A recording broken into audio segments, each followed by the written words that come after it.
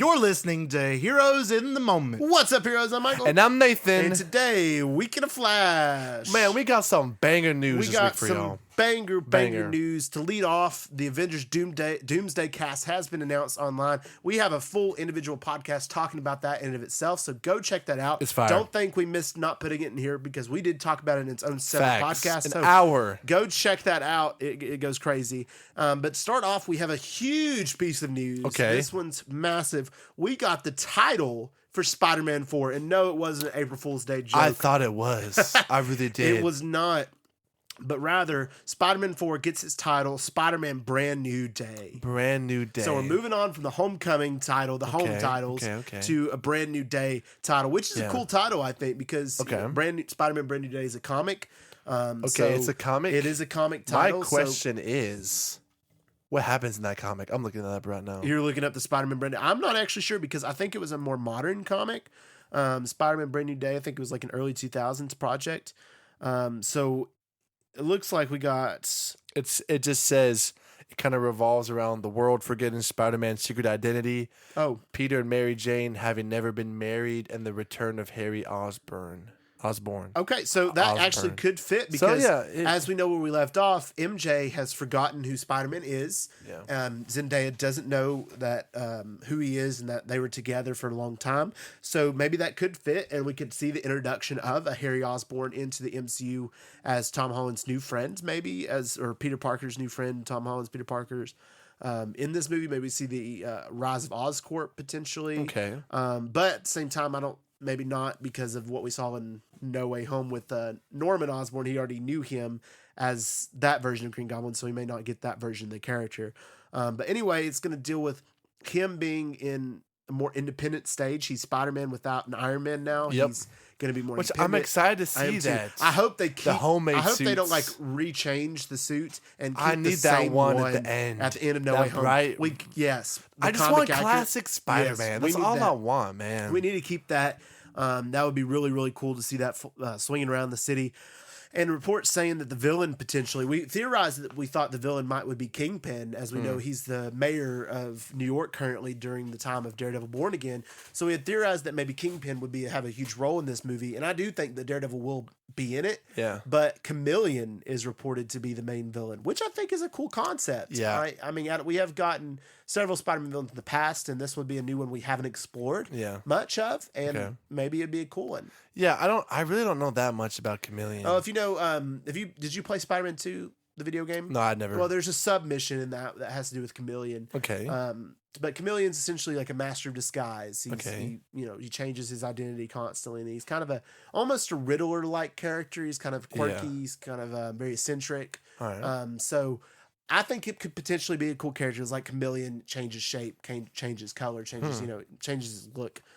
So that would be a cool character, I believe, to explore. However, I still am holding out for like a Kraven the Hunter as a villain movie. But we got the Kraven movie, so we may never get that. I don't know. But anyhow, that's our big news. Let's lead off is Spider-Man Brand New Day with potentially Chameleon being the villain. Okay. With Tom Holland and Zendaya set to return. And we know that Sadie Sink also has a role in this movie in some capacity. Yeah, I wonder. Maybe she is Mary Jane Watson, or maybe she's Spider-Woman or Spider-Girl. I don't know. Okay, we'll see, all right. what her role may be. All right, among other news, we have, as we know, we talked about the Avengers Doomsday cast was revealed to us, and we talked about those characters who aren't there, but it's been reported that Haley Atwell may appear in both Doomsday and Secret Wars as Captain Carter. Is this just like a continuation from What If? I really want to know. Because she'd be the most powerful character, right? She's the most powerful character of all time. Why does Marvel love Haley Atwell so much? I think she's a definition of an industry plant. Yeah. You hear that word get thrown around. She's an industry plant. He's an industry plant. Mm-hmm. She's an industry plant. Yeah. You know, she's not that popular. Yeah, we liked her in some of the Cat movies. Yeah. But like when they started making her like the main character of What If, that's when the show started going downhill. Yeah. Like, it's supposed to be like What If and a new idea every time, and then they just gave her like half of the total episodes. Captain Carter, which I'm not opposed. Like if you want that to be your central character, like I said, season 1 was good where they explored it. Yeah. And had her I like season 1 as the leader of the Avengers and stuff.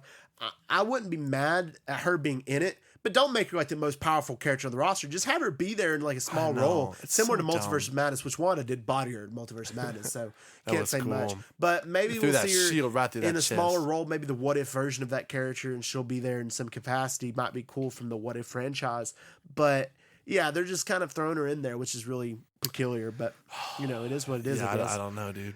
The next one is Finn Jones also wants to return his Iron Fist, which we have our mixed feelings about this. He's been pining for this for a while. Yeah, and we know technically he is Iron Fist in the MCU because they made the Netflix series of Daredevil, Jessica Jones, Iron Fist, Luke Cage, and Defenders canon to the MCU as a whole. So technically he is, unless they decide to recast him.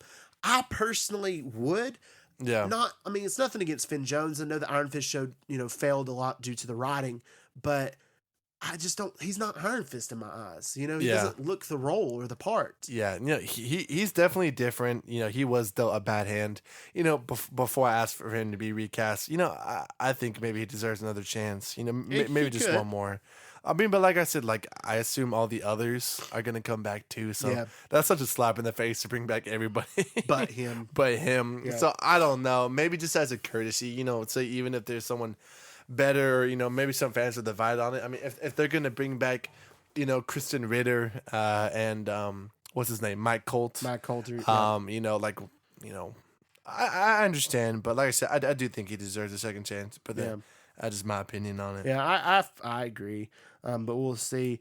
And then Blade is just in development craziness. I hate hearing about this every month. Every time we talk about it weekly, we keep getting news about it. I'm tired. In one week it's canceled, in 1 week it's not, but it's got a new director. And now Jordan Peele's involved, and now he's not. Yeah. And now it's been reported that Chad Stahelski, director from John Wick, might be directing this movie. But then it's also been reported that Blade's been canceled. So it's like, what do we know? We don't know anything about this. It sounds like maybe Marvel is throwing out these crazy big names to try to kind of hype fans up, or maybe make false promises to Mahershala Ali. We can get you this guy. We can get you this guy, and they say no. At the end of the day, it's at the bottom line. It's what Wesley Snipes said. He's the one and only Blade. Yeah, man, it's gonna be true if Marvel doesn't It's the recipe is easy, bro. Oh, yeah. It's not hard. If you would have hired us, we told you a long time ago. You've got a great potential plot for Blade.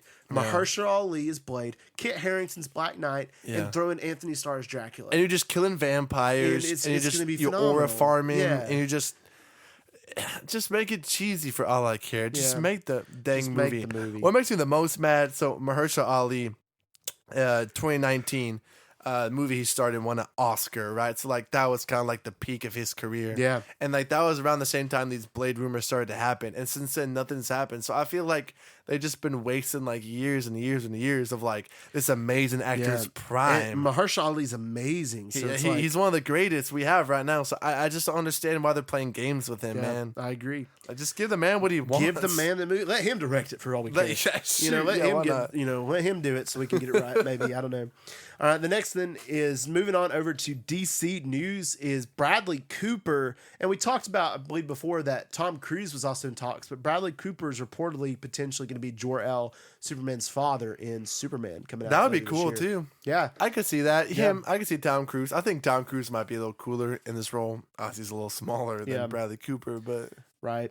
And then also in that news is Giancarlo Esposito wants to be Mr. Freeze potentially in either the DCU or whatever. That's what he fired. Man, dude, James Gunn, you have Giancarlo telling you he wants to be Freeze. He would be a great Freeze. It's not that hard. No, him or Bryan Cranston would be two great picks. Give him a call and say you want the role. That's all you gotta do. All you gotta do, James Gunn. Just be like, hey, Giancarlo, you want to be Mr. Freeze? He doesn't have to audition. You know what he can do. You know it. He can do it well. You know he'd bring it. He can do it well. Also, we'll talk about quickly, because it wasn't really a trailer. It was just a clip. The Superman clip that we got. Did you ever see it? I did. Yeah. I did. So it's 4.5 minutes. Yeah, it was. It was just a really quick, small clip in the movie that was really, really funny and really shows the power this movie I think will have. It'll have a lot of heart. There'll be a lot of crying moments. A lot of crying moments. Yeah. And Superman lands. He's clearly hurt by something. We don't know about that yet, but he calls for Crypto, and Crypto, being this is fun-loving dog, jumping on him, just jumping on him, hurting him. Yeah, and hurting. Which is curious because I didn't think Superman would be hurt by stuff like that. Yeah, but he has powers, I guess. So. Yeah, I guess he's been right. weakened So by maybe powers. he's strong. Yeah. Anyways, so Crypto's jumping on him, licking him, and he's hurting him. But he's like, Crypto, no, take me home, take me home. And then Crypto drags him to the Fortress of Solitude, and we see the Fortress of Solitude for the first time on screen with robots coming in to save Superman. And there was a super funny interaction with the robots. The robot's like, we can't feel emotion. And then the other, it's like, this, meet her, she's new. And she's like, oh my gosh, she looked at me. I thought that was kind of cheesy, personally, a little cheesy. Yeah. But it was funny. And then they gave him a power of the yellow sun. And he comes back and you hear the dun, dun, dun, dun, dun, Superman music start playing. You get hype. And then the rest of the old trailer we've already seen with no new footage shows up. So I thought the clip was funny. It was cool. It shows the heart of this movie. My question is, why haven't we got another trailer yet? We're in April. We're almost in May. We're almost to this movie. I would imagine that another trailer would be about time for it. I mean, especially with this clip, I would probably venture to say that we'll be getting one probably in about a month. Yeah. But it might be longer than that. I mean, like, 4.5 minutes is a long clip. It is a long to clip. show the world. I After wouldn't just be one mad. trailer. I wouldn't be mad if they didn't show any more footage, honestly. Like, I'd be fine with that, too. We love a big trailer that shows a lot of cool stuff. But honestly, like, if you just keep it one and done and then wait for the rest of the movie to be experienced on the big screen, I'm not mad at that. And I do appreciate, the trailer didn't show too much to where I kind of know what's going on. No, and obviously, really don't. it's Superman. People are going to come because of the name. Oh, yeah. Even if they don't know what's going to happen. I genuinely feel like if they do it right and they're marketing right, which I think so far they are, this could be a resurgence of old and new fans. Ooh. Because if you talk to any person over the age of 55, who's their favorite superhero? Superman. It's always Superman. So because of how much heart he had when they were kids. Captain Underpants.